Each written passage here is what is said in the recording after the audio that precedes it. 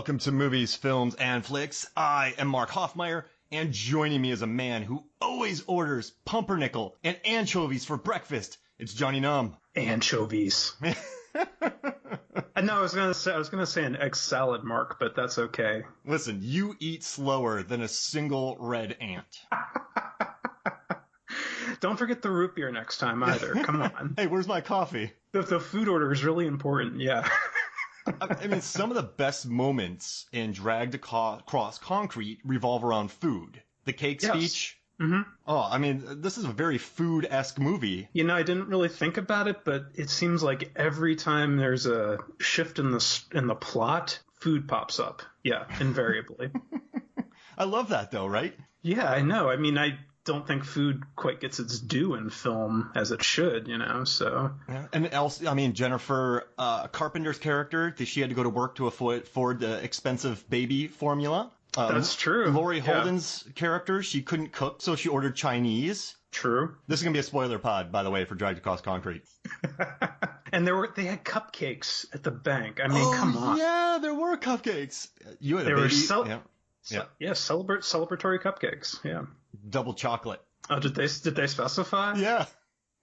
Oh my gosh, yeah. You had a baby 3 months ago. I kind of hate you. You know, this is a very unique angle to take on Dragged Across Concrete. We just talked about the food aspect of it. This will really throw people for a loop. It's already throwing me for a loop, so I'm totally fine with that. Yeah. But hey, I mean, go for it. No, you go ahead. Oh, I was like, I'm gonna get the introductions in here. So Johnny Numb, you've probably sent us some amazing listener questions. John Levengood of this podcast is a huge fan of yours. Then he introduced me to you. Then I became a huge fan of yours. And I just read your Ranger review at Crash Palace Productions. It's a really good review, man. Oh, thanks. Have you seen the Ranger, Mark? Yeah, I dug it. I really loved the color scheme of it, the color palette, and the way it looked. I thought that was very unique in regards to horror films. Yeah, you know, that's a good point. For like a backwoods horror movie, you didn't quite expect it to be as colorful as it was. Yeah, I thought that was pretty neat. Yeah, outside of earth tones, obviously, but yeah. I really dug it. And then also, I saw on your Letterboxd, so it's at Johnny Numb, that you're a fan of the movie Devil. Oh, you know, I just rewatched it recently, and yeah, I didn't. It was my second time watching it, and I wasn't as big a fan the first time, but this time around, I really, really enjoyed it. Yeah. I think the opening establishing shot of Philadelphia is brilliant. I mean, the world's upside down. What a great way to start a movie. Oh yeah, it's totally disorienting, and it's also kind of vertigo feeling. It's like, oh well, I'm getting dizzy or something like that, just from the perception being distorted. And I love Philadelphia, so it's one of my favorite cities in the world. So you can't go wrong with Philly. I used to work there. I used to do the Wizard World Comic Con, and Philadelphia people just used to scream at me for years. When did you stop doing that, Mark? Because I was there once. I think it was back in 2012. I was working. Yeah, I think Chris Hemsworth was the huge guest. We had him and John Cena right next to each other. Oh, and wow. we had so I started with them full time. I did all the shows in 2011, and then 2012. That show is when we finally were able to bring in extra crew. And great crew. I mean, they all really, you know, some of them are still working. Others, you know, have moved on to bigger and better things. But that was the first, it's a massive, the year before, it was like 12 of us running around, running that thing, getting our, you know, pulling our hair out, long days. And we got more of a team on this. So we were training everyone. And I remember that Hemsworth-Cena combo was massive. That was a huge show for us. But it was all right. I mean, did you have a positive experience? It was one of the busier cons I'd been to up to that point. And I remember just there was a line snaking around the perimeter of the building for Chris Hemsworth, I think, on Saturday.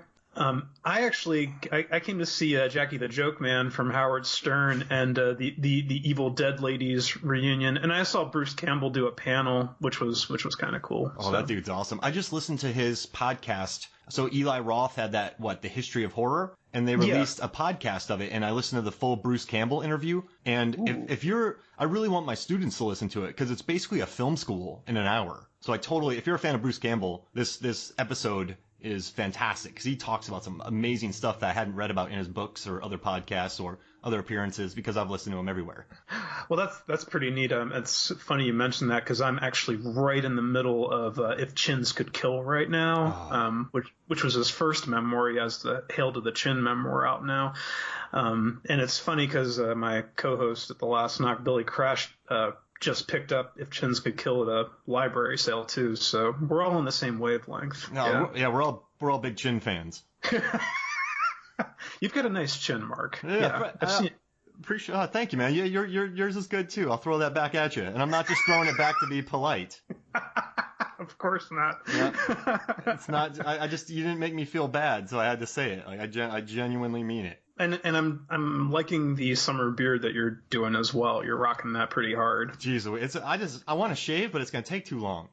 See, this is what's happening with me too, because I started growing a beard like last November because I hate shaving and I had to do it a lot. And now it's like, you know what? I get miserable and sweaty in the summer, but screw it. I would rather be miserable and sweaty than have to shave more, I guess.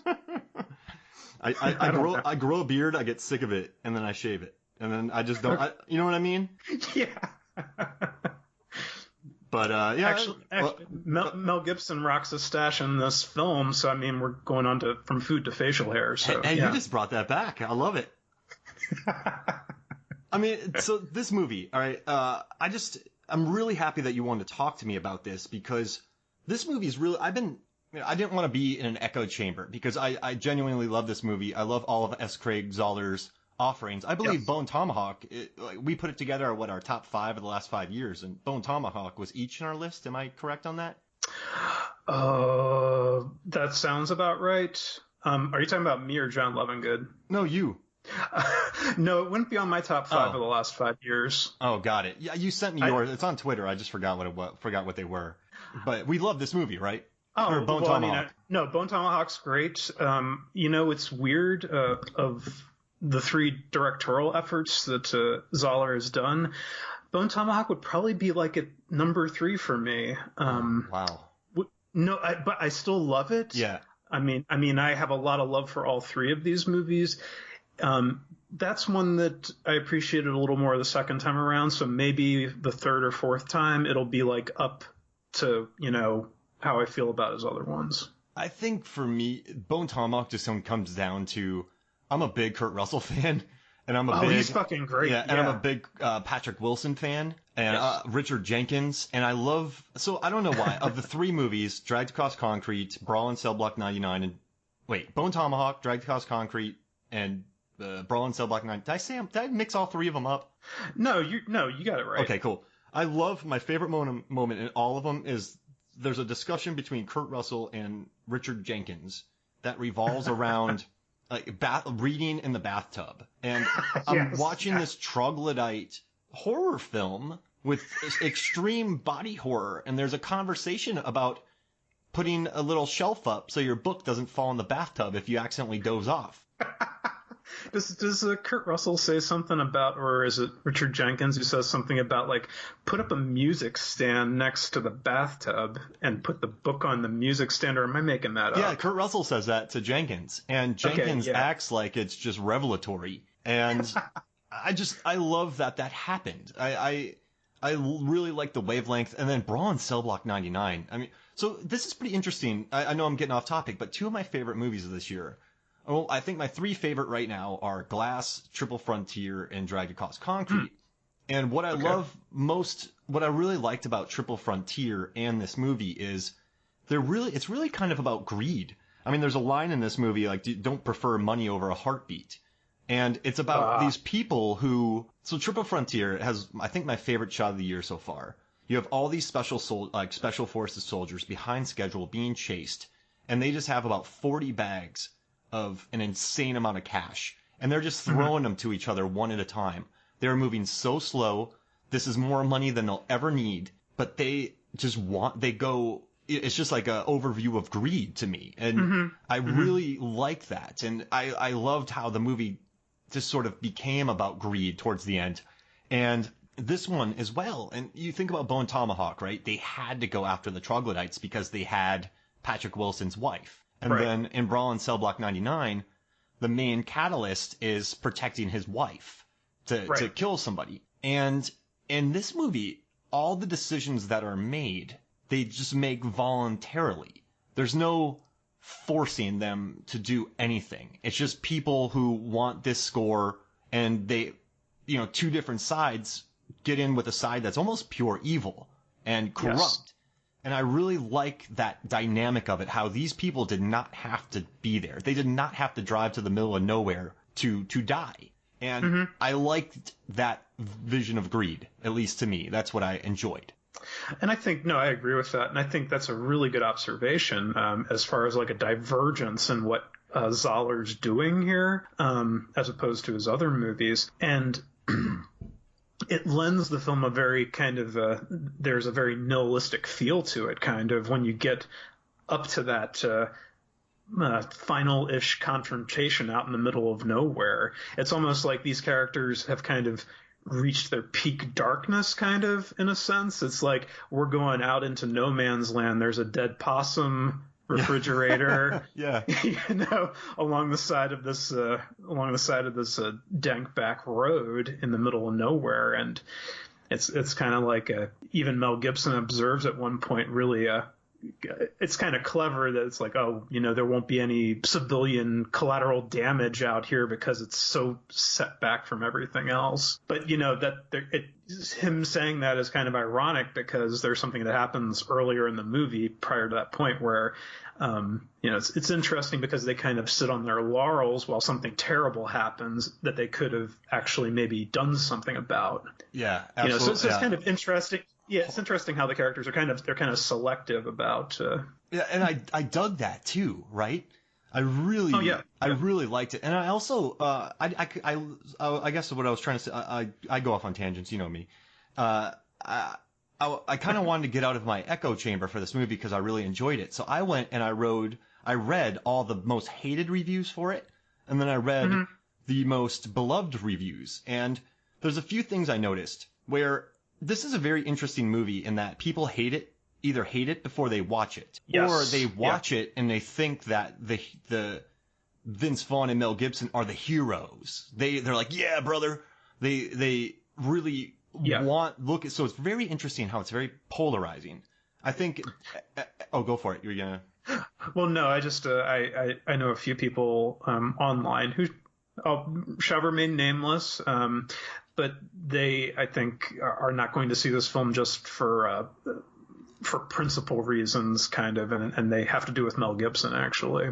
And I guess for me I love watching as Craig Zahler. I didn't go into this movie for the action or, I guess in the pantheon of film, I'm never that big on anti-heroes, to come to think of it. They're never I never looked at these guys once as heroes. I mean, from the beginning, you understand that they are cruel. And a lot of the excuses, they've made these problems to themselves. So I never really looked at that. But what I love about Zahler's films, and I don't think a lot of people would have be open to this, is but just the moments where Vince Vaughn eats a sandwich for 2 minutes. I mean, it's the best the best eating moment since a Ghost Story where she eats the pie for 18 minutes. I love that, in comedy, you want to show both eyes to get the joke across, and in comedy it's the service, the joke. In this movie, there's so many really well staged static shots that discuss that let the dialogue flow. And I just also what I like about Zahler, and I don't know, those bad Tarantino knockoffs in the 90s that just felt written. I mean, every movie's written, but they were written. Does that make sense? Like stuff like Suicide Kings and stuff like that. Yeah, I know what you're talking about. Super written. This movie, though, I always feel like there's a certain poetry. Overwritten. Yeah, overwritten. Yeah. There we go. I feel like there's a poetry to Zahler's. It's I forget what word I use for Bone Tomahawk, but it's just it doesn't feel overly written. It's definitely a writer's film. I know that doesn't maybe a very singular